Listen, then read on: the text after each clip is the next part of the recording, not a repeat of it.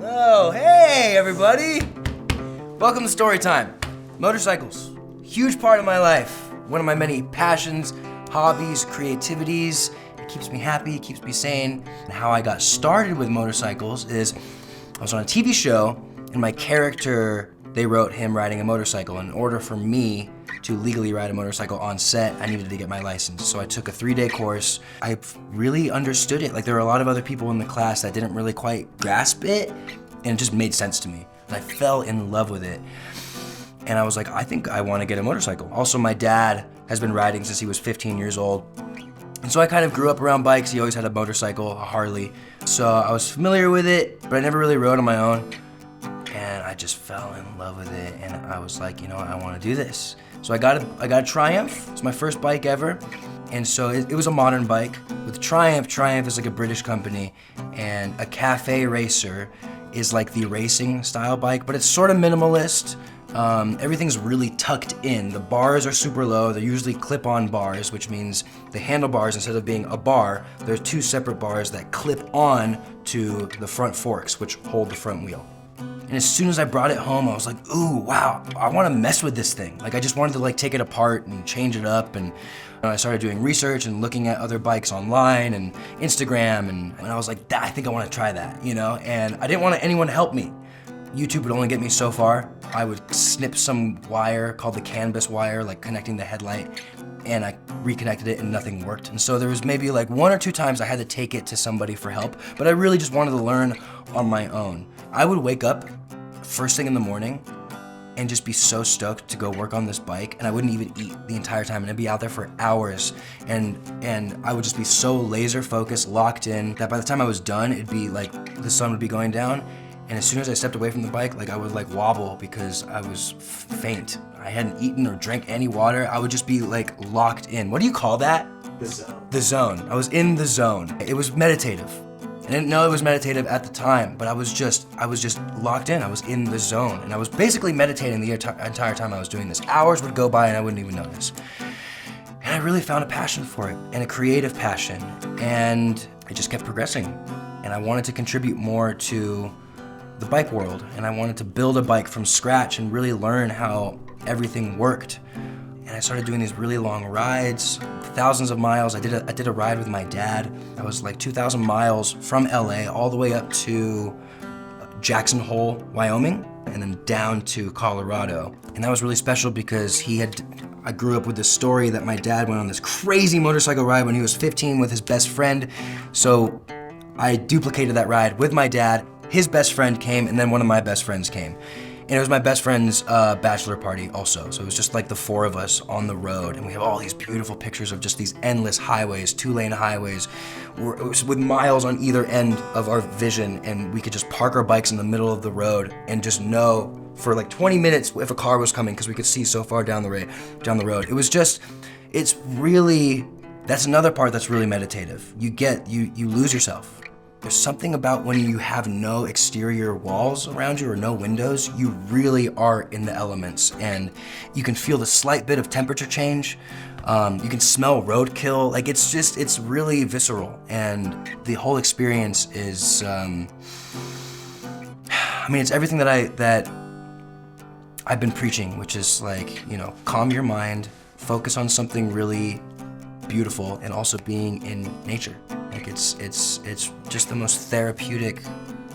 It really is. I encourage everybody to safely go ride a bike. There's just so much that's cool about it, and I really wanted to get into the vintage bike world because that to me is the coolest. That's the last of the cowboys. You take it out like camping and ride it thousands of miles like on your own or with a group, and it breaks down. You take it to the side of the road, and it's an older bike, so it doesn't have all the same like wires that my newer bikes had that if I cut they would break. So you can like put it back together sort of easily. It's just an easier thing to understand and to take care of on the side of a highway if you need to. And so I just really loved the simplicity of that, and you learn a lot about yourself. If your bike breaks down, you have to kind of figure it out, troubleshoot it. Sometimes you can't figure it out on your own. You have to call for help or hitchhike or whatever. It just throws you in a bunch of scenarios where you learn about yourself. There were definitely a bunch of moments where I'm like, on like a 2,000-mile ride and it's starting to pouring rain or it's hailing and it's hitting us and I'm like, fuck, I don't want to be doing this. When I pushed through, I came out on the other side just like so happy and rewarded and hopeful and excited for the future, just in my life, but also with my experience with motorcycles. And I've really learned to respect them, and find respect for myself within that passion of mine. And I bought this motor like a year ago. It's a 1956 Panhead. And Harley has 3 motors that they don't make anymore. And they're just like these perfect time capsules. And they're really sought after. It's a knucklehead, a panhead, and a shovelhead. And so I have the panhead, and I bought the motor, I bought the transmission, I bought all these other parts with it. And I took it to my friend at Cycle Zombies, Scotty Stopnick. He's just sort of this legend in the world of vintage bikes and building them, and Cycle Zombies, he's bringing old bikes back to life, zombies. Would you be down to kind of collaborate on this bike? And he was like, fuck yeah, it's great. And then we just started sourcing parts, started going on the hunt. That's another really fun aspect of having a vintage bike. You have to, you don't just have all the parts at the Harley store accessible for you. You have to hunt for them. You have to go to swap meets. You have to find them on like Facebook Marketplace or OfferUp, or hear of something from some person who heard something from another person, and you follow this trail until you find this part. And it's just so rewarding when you put it all together. And I found this 1956 Panhead frame that went with my 56 Panhead motor. Like, that's so cool. Like, when you do find all these parts that are like from the era of when your motor was built. And getting juiced up talking about this. So we finally built this bike, and one of the best dudes in the business who paint is Nathan Sykes. And the way he paints, he has this technique where it looks old. It looks like this bike is a survivor from the early 50s. And it's the coolest thing ever. And so I was really proud of it. And we got to showcase it for the first time at Paradise Roadshow here in Palm Springs. Is the first time where I finally have a vintage bike. And I was a little nervous because, I've been to bike shows before, but I never had my own bike, and there's a lot of really great legends in the Harley world, in the bike world, in the chopper world that showed up and looked at the bike and were like, damn, this thing is really cool. Motorcycles all around have just been this really transformative, meditative experience, and it's become really close to who I am and my heart. And I really would love if everybody could find that. And it might not be motorcycles for you, it could be, and if you have any questions, I'll try to help you out the best I can, because I'm still learning on my own. But find what speaks to you, what drives you.